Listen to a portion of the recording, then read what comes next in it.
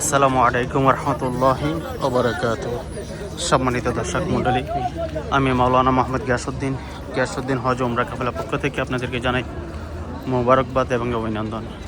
আমি এখন অবস্থান করিতেছি হজরত আয়েশা সিদ্দিকা রাদিয়াল্লাহু তাআলা আনহার এর মসজিদে, যেখানে হজরত আয়েশা সিদ্দিকা রাদিয়াল্লাহু তাআলা আনহার শারীরিক অবস্থা যখন অপবিত্রতা ছিল, তখন আল্লাহ রাসূল সাল্লাল্লাহু আলাইহি ওয়াসাল্লাম বলছে যে তুমি যদি উমরা করো তাহলে এই যে স্থানটা আছে এখন বর্তমানে, এই স্থান থেকে পবিত্রতা হওয়ার পরে ওযু করে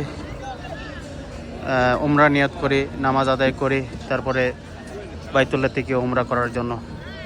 তো এখন আমরা সেই মসজিদে আছি, যে মসজিদটির নাম হচ্ছে মসজিদে আয়েশা, হযরত আয়েশা সিদ্দিকা রাদিয়াল্লাহু তাআলা আনহার মসজিদের নামে পরিচিত।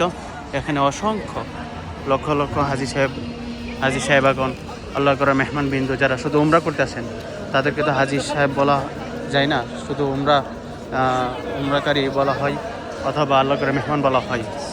এখন তারাবির সালাত চলতেছে, আমরা এসেছি উমরা আদায় করার জন্য, উমরা নিয়ত করার জন্য।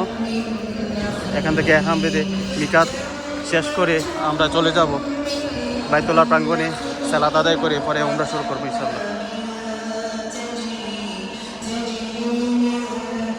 এখন আমি মসজিদে আয়েশার মেন ফটকের ভিতরে ঢুকছি।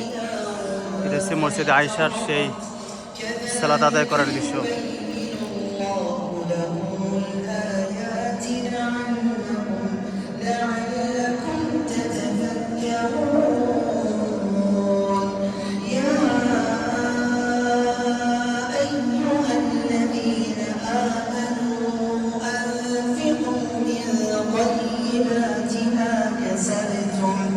ومن